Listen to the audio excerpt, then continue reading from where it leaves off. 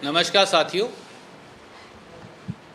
भाजपा जजपा की युवा विरोधी, रोजगार विरोधी, हरियाणा विरोधी नीतियों का दंश हरियाणा के नौजवान, हरियाणा की युवा पीढ़ी, हरियाणा का बच्चा बच्चा आज झेल रहा है। भारतीय जनता पार्टी जजपा सरकार ने हरियाणा के नौजवानों के भविष्य पर ग्रहण लगा दिया है और हरियाणा के युवाओं की उम्मीद को बुलडोजर के नीचे रौंद दिया है। ये सत्ता का बुलडोजर तो है ही, ये भ्रष्टाचार का बुलडोजर भी है। भ्रष्टाचार के इन कुकृत्यों के चलते Haryana public service commission, Haryana staff selection commission भ्रष्टाचार के अड्डे और दुकान बन गए हैं, क्योंकि भाजपा जजपा सरकार अटैची सरकार है।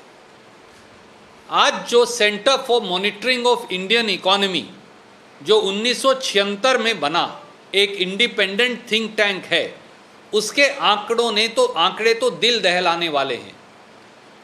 देश में बेरोजगारी की दर 8% हो गई और हरियाणा में बेरोजगारी की दर 34.5% है।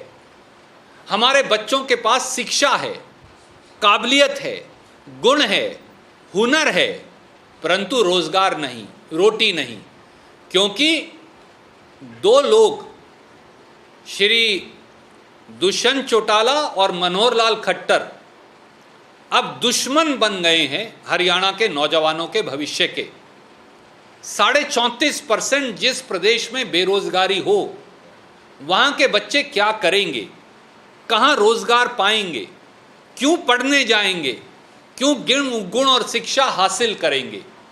और कल देर शाम को अटैची कांड जो हरियाणा में हुआ था, आप सब जानते हैं 43 पेपर लीक हो चुके।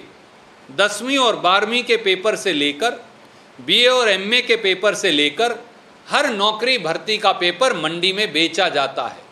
कल शाम को एचसीएस और जो डेंटल डॉक्टर्स हैं क्लास 1, उनके पद जिन पर अटैची कांड और करोड़ों रुपये की रिश्वत पकड़ी गई थी, कल उस सिलेक्शन को खारिज कर दिया गया। खट्टर साहब, दुष्यंत चौटाला जी, हमारा सीधा सवाल है। नंबर 1, हरियाणा में 34.5% बेरोजगारी की दर है। क्या इसके लिए सीधे सीधे भाजपा जजपा की सरकार नौजवानों के भविष्य पर ग्रहण लगाने के लिए जिम्मेवार नहीं? नंबर 2, हरियाणा में कुल 7,60,000 पद हैं, उनमें से 3,32,000 पद यानी 43% नौकरियां खाली पड़ी हैं। इन्हें आप कब तक भरेंगे और कैसे भरेंगे? सवाल नंबर 3, 7 महीने क्यों लगे एचसीएस और डेंटल डॉक्टर्स की नौकरियां कैंसिल करने में? क्या 7 महीने तक आप अटैची कांड पर जिस प्रकार से पब्लिक सर्विस कमीशन और स्टाफ सिलेक्शन कमीशन में नौकरियां बोली लगाकर बेची जा रही हैं, उस पर लीपापोती करने में लगे थे क्या? चौथा सवाल, आपने कमाल का इश्तहार निकाला है। 7 महीने बाद कहते हैं कि नए युवा अब एचसीएस और डेंटल डॉक्टरी नौकरियों में अप्लाई नहीं कर सकते। क्यों? पिछली भर्तियां इसलिए खारिज की गई थी क्योंकि आप रिश्वत लेते पकड़े गए थे, क्योंकि पब्लिक सर्विस कमीशन के सचिव से करोड़ों रुपए पकड़े गए थे, पर वो रुपया किस किस सफ़ेद पोस्ट तक जा रहा था, सरकार में बैठे कौन से लोग इन्वॉल्व थे, आज तक उनका खुलासा नहीं हुआ, ना कोई पकड़ा गया। और पिछले 7 महीने में जिन बच्चों ने योग्यता प्राप्त कर ली है, उनको आप कैसे डिनाई कर सकते हैं? अगर एचसीएस का पेपर होगा तो सब बच्चों को हरियाणा के इजाज़त होनी चाहिए। डेंटल डॉक्टर का पेपर होगा तो सबको इजाज़त होनी चाहिए। आप ये कैसे कह सकते हैं कि अगर 7 महीने में आप पढ़ लिख लिए, आप योग्य हो गए, आपको डिग्री मिल गई, तो मैं आपको एचसीएस का एग्ज़ाम नहीं देने दूंगा? खट्टर साहब, कानून और संविधान अभी इस देश में मरा नहीं है। मैं मानता हूं कि भाजपा जजपा उसे बुलडोजर के नीचे हर रोज रौंद। आदरणीय मित्र, ये बताइए, मुख्यमंत्री जी के अपने विधानसभा क्षेत्र और अपने जिले में डीटीपी करोड़ों रुपयों के साथ पकड़ा जाता है। साफ सामने आता है कि रुपया ऊपर तक जा रहा था।